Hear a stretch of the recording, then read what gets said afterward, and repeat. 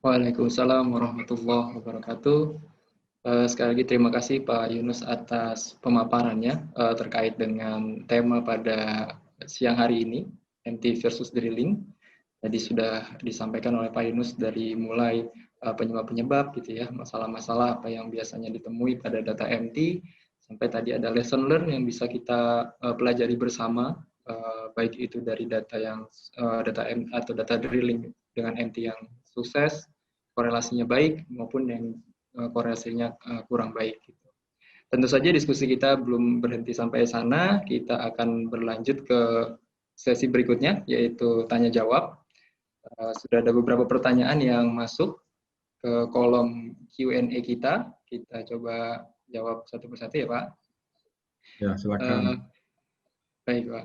Yang pertama dari Pak Jose atau Pak Jose. Mohon maaf jika ada kesalahan penyebutan nama. Ya. Dari SHI.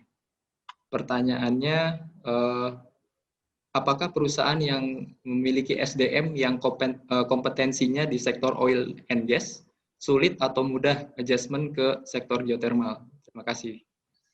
Silakan Pak Yunus, mungkin bisa dijawab. Baik, ya.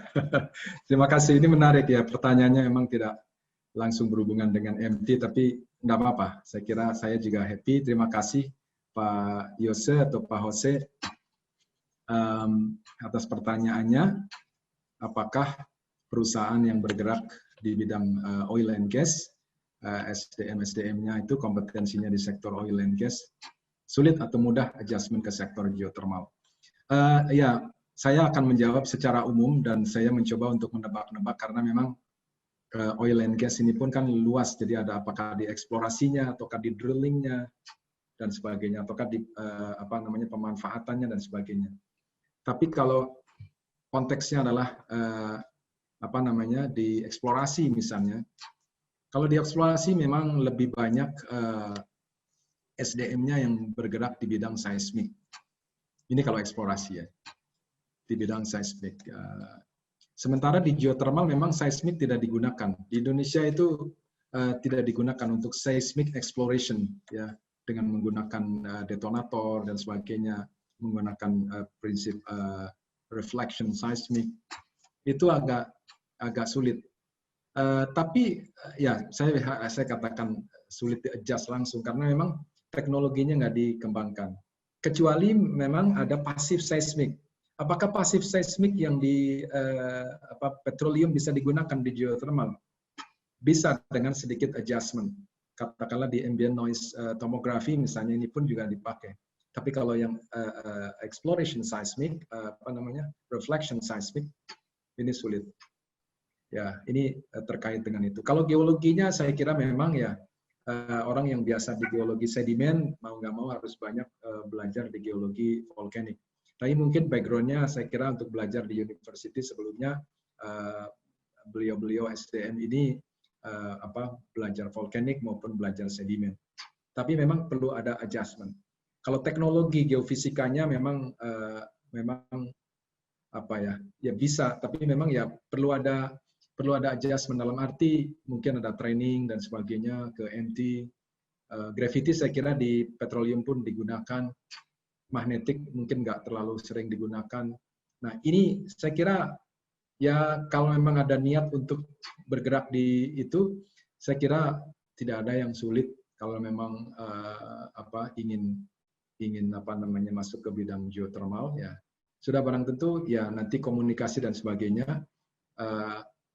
Saya dulu di awal pun juga banyak belajar seismik. Dulu di S1 saya lebih banyak belajar seismiknya gitu. Tapi kemudian tugas akhir saya lebih banyak belajar ke elektromagnetik, ke geothermal gitu. Nah saya kira kalau SDM ini mau untuk belajar, saya kira insya Allah pun bisa. Enki saya kira siap juga untuk berkomunikasi, bincang-bincang dan sebagainya lebih lanjut gitu sehingga bisa membantu perusahaan Bapak untuk bisa bergerak di bidang geothermal. Ini kalau yang terkait dengan geophysics-nya atau geoscience-nya. Tapi kalau drilling, ya memang drilling di lingkungan petroleum tidak sama dengan drilling di lingkungan geothermal. Tapi memang mudah-mudahan nanti di episode berikutnya, seri berikutnya nanti kan ada bicara khusus drilling. Ya, tapi memang NQ webinar memang kita membicarakan hal-hal yang strategik. Nanti ada the $3 million well. Ya, dulu ada the $6 million man, ada the $3 million well. Nanti insya Allah akan disampaikan juga di bulan November. Mungkin ini juga bisa diangkat lagi, saya kira akan menarik. Jadi mengadaptasikan drilling di petroleum menjadi drilling di geothermal memang geologically tidak sama persis, tapi saya kira banyak juga yang melakukan adaptasi ke sana. Itu kalau dilihat dari sisi drilling. Saya kira mungkin itu. Kalau produksi dan sebagainya ya memang berbeda. Yang ini hydrocarbon, yang satunya lagi adalah hot water gitu atau vapor. Barangkali itu Pak Yose, mohon maaf bila ada yang kurang. Terima kasih. Kembali ke moderator, silakan. Baik, terima kasih Pak Yunus atas penjelasannya. Semoga bisa jawab tadi ya pertanyaan dari Pak Jose. Berikutnya ada pertanyaan kedua dari Mas Adila Armando dari Geophysics UTC Pertamina. Assalamualaikum Dr. Yunus Daud, semoga sehat dan berkah selalu. Minta opini Bapak terkait dua isu berikut. Yang pertama, bagaimana penggunaan MT di oil resource atau unkonvensional? Apakah punya confidence level yang sama dengan penggunaan MT di geothermal? Yang kedua, terkait geothermal di Indonesia, eksplorasi ke arah seafloor mungkin ya, seafloor atau marine volcanic. Adakah possibility eksplorasi ke arah sana? Dua pertanyaan itu, Pak Yunus, silakan. Terima kasih, Mas Wamra. Ini ada Mas Adila Armando, ya. Sudah lama saya mengenal sejak dulu di S1 maupun di S2 ya. Alhamdulillah belajar MT banyak juga. Ya, alhamdulillah saya sehat. Mudah-mudahan berkah juga untuk Mas Adila. Itu juga sama ya. Penggunaan MT di oil resource atau unconventional, apakah punya confidence level yang sama dengan penggunaan MT di geothermal? Ya, jadi untuk di geothermal seperti yang tadi digambarkan, tapi kalau untuk di petroleum, katakanlah yang mempelajari yang basement fracture gitu, ini juga menarik. Ya, saya nggak tahu yang dimaksud unconventional, ya, atau mungkin yang shell gitu misalnya. Saya kira ini bisa dipelajari karena shell pun bagaimanapun dia sedimen, resistivity-nya relatively low, ya, relatively low. Tapi how low is the low gitu ya, nanti kita bisa lihat lagi. Saya pernah survei juga terkait dengan MT for petroleum investigation. Menarik. Dan memang sih ketika sedimentary rock covered by volcanic rock, itu seismik kurang bisa mendelineate, mendetek itu ke bawah, karena memang ada volcanic rock di atasnya. Dan dengan MT itu termasuk strukturnya, termasuk basementnya bisa kita kita lihat. Tetapi kalau how confidence level, saya belum mempelajari mendalam tentang hasil tadi dengan sumur. Tapi saya kira dengan metodologi yang sama, insya Allah kita bisa pelajari kalau ada data sumur. Kemudian ya kita MT, kita run seperti biasa dengan hati-hati dan sebagainya. Lalu setelah selesai baru sumurnya dipasang di situ, dikomparasi. Nanti kita akan punya MT versus drilling journey yang lain. Ya Mas Wamra ya. Jadi bukan hanya di geothermal tapi juga di oil resource gitu. Saya kira itu mungkin sementara saya jawab. Tapi ini menarik untuk dikembangkan ke depan, ya kami juga siap untuk bantu Mas Adila untuk meneliti lebih lanjut. Terkait geothermal di Indonesia, seafloor, marine volcanic ya, apakah possibility eksplorasi ke arah sana? Apakah adakah possibility? Saya bilang kalau possibility insya Allah ada, ya. Tapi memang ya ini harus dipetakan betul geologically. Ya, mungkin dengan remote sensing dan sebagainya. kita bisa pelajari di mana terdapat marine volcano gitu ya. Sudah barang tentu volcano yang tidak aktif, tapi ada ya bedanya di apa namanya di cover sama air. Kalau yang di darat di cover sama udara. Nah, terus MT-nya apakah bisa dilakukan? Bisa, tapi juga harus ada koreksi. Koreksi seawater karena seawater ini apa namanya sangat-sangat konduktif, resistivity-nya kurang dari 1 ohm meter. Jadi ya ini harus dikoreksi ya, seawater correction saya kira, seawater effect correction gitu. Kemudian surveinya pakai apa? Ya surveinya bukan pakai gali-gali lagi gitu ya, tapi pakai marine MT. Kami memang belum pernah survei marine MT ya, karena saat ini pun juga memang kebutuhan untuk itu belum ada. Tapi kami siap juga ya, kita bisa berkolaborasi sama vendor yang memang punya marine MT. Tapi kebetulan vendornya tidak ada di Indonesia. Ya, ada beberapa apa namanya kawan-kawan kita di luar negeri yang memang mengembangkan itu. Saya kira problemnya ada di akuisisinya. Tapi once akuisisi bisa dilakukan dan selama ini kan bisa dilakukan juga, kemudian koreksi apa namanya air lautnya itu bisa dilakukan, saya kira sangat possible kita bisa ke sana. Mungkin gitu, Mas Adila. Terima kasih pertanyaannya. Monggo, Mas Moderator. Baik, terima kasih Pak Yunus. Ya, ini sudah masuk cukup banyak pertanyaan yang masuk di kolom Q&A kita. Terima kasih atas partisipasinya, tentunya para partisipan, Bapak Ibu. Kita akan coba jawab satu persatu mungkin ya, nanti menyesuaikan dengan waktu yang ada. Berikutnya dari Bu Ririn Setiawati. Selamat siang, perkenalkan saya Ririn Setiawati dari Teknik Geofisika UPN. Izin UPN VY, mungkin UPN Jogja kali ya. Ya. Izin bertanya. Ayo. Izin bertanya, yang pertama, apakah Newquest juga bergerak dalam monitoring geothermal? Jika iya, umumnya kan menggunakan metode microseismic, MEQ, microgravity. Nah, pertanyaan saya, Newquest memakai metode dan software apa? Yang pertama. Yang kedua, untuk menganalisa dimensionalitas sistem panas bumi, biasanya Newquest memakai metode apa saja? Dan yang saya tahu ada metode skewness, polar diagram, dan lain-lain. Apakah semua metode tersebut perlu dilakukan atau hanya bersifat opsional? Terima kasih Bu Ririn atas pertanyaannya. Silakan. Baik. Terima kasih. Ini Ibu dosen atau Mbak mahasiswa? Ya nggak apa-apa sih. Terima kasih ya. Saya Mbak Ririn aja deh. Apa namanya atas pertanyaannya. Tadi juga saya bicara di UPN. Tadi jam 9.30 sampai jam 12. Apakah NQ juga bergerak dalam bidang monitoring geothermal? Ya. Walaupun memang kalau saat ini lebih banyak aktivitasnya ke eksplorasi. Gitu. Umumnya menggunakan microseismic, MEQ, microgravity. Ya. Dua-duanya digunakan, microgravity digunakan dan MEQ pun juga digunakan. Ya. Kemudian kita membiasakan untuk mengembangkan software-software sendiri, ya, termasuk gravity dan sebagainya. Kita pun juga punya software.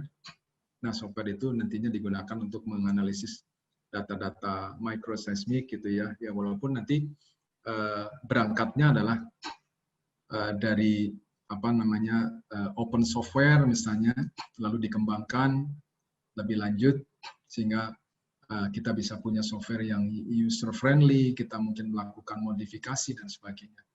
Biasanya kita melakukan seperti itu. Ini pun juga untuk microseismic maupun juga microgravity. Saya kira itu. Ini yang pertama.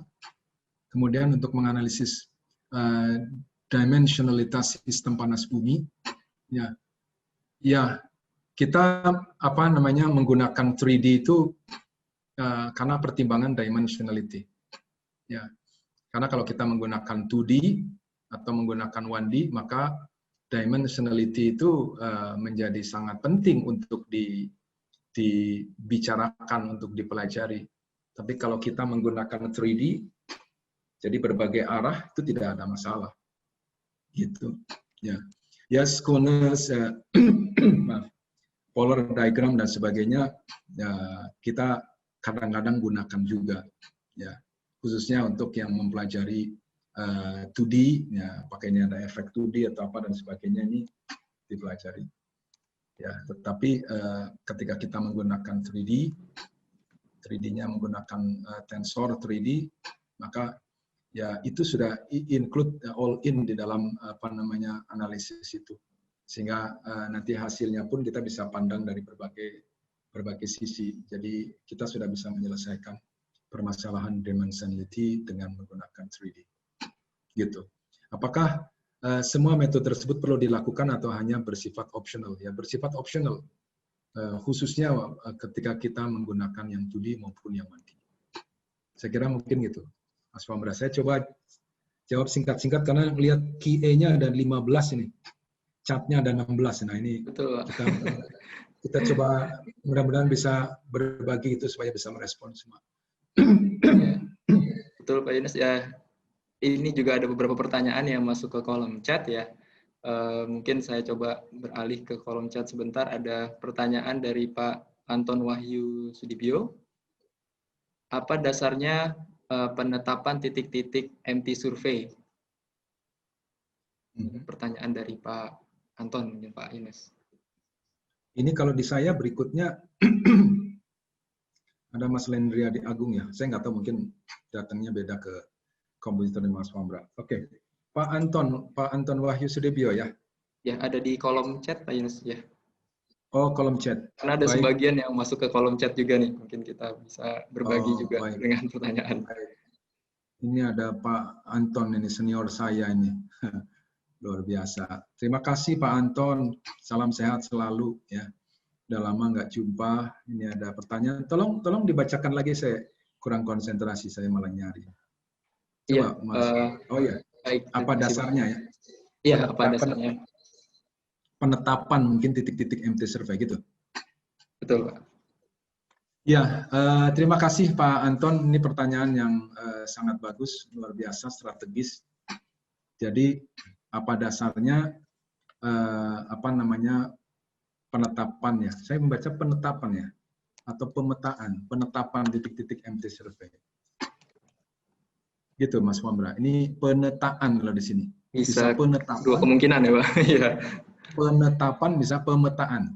Tapi kalau apa dasarnya pemetaan? Nah, bukan kayaknya sih, mungkin penetapan. Baik, saya mencoba, mohon maaf ya Pak Anton, penetapan titik-titik MT. Mohon kalau keliru nanti tolong dikoreksi. Jadi titik-titik MT itu ditetapkan itu, yang pertama adalah kita punya hipotesis sistem geothermal terlebih dahulu. Jadi sebelum kita menetapkan titik-titik, sudah ada hipotesis mana upflow-nya, mana yang kemungkinan heat source-nya ada di mana, ada bukti-bukti geologi enggak dari sisi manifestasi, ada enggak outflow-nya kemana dan sebagainya. Walaupun ini juga ada catatan, kalau hidden geothermal, seperti di daerah Ijen misalnya, Ijen ada manifestasi tetapi ada di utara. Di timur ada manifestasi tetapi itu volcanic lake,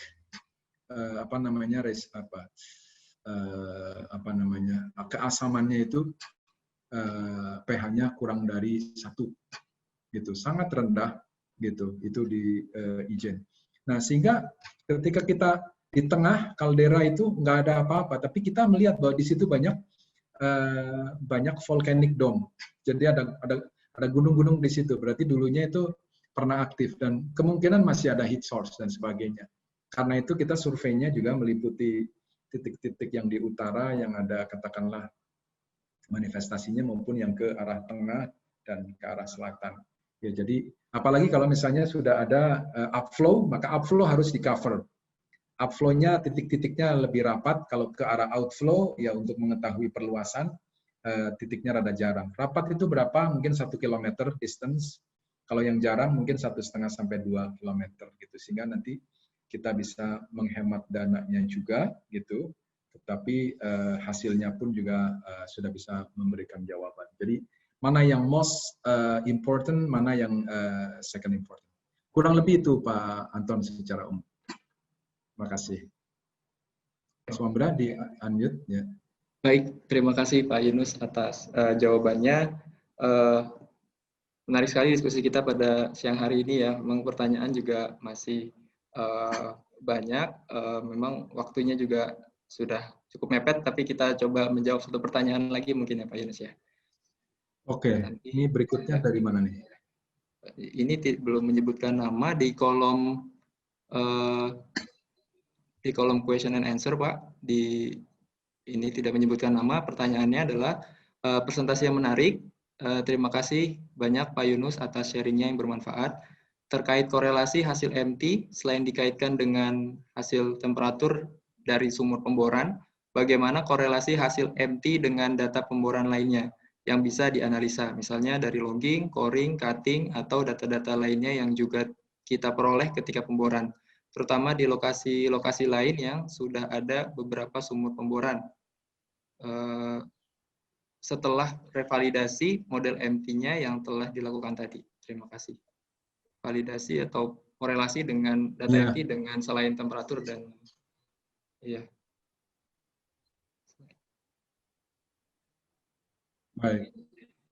Baik, terima kasih Mas Lendriadi Agung. Ya, sudah lama.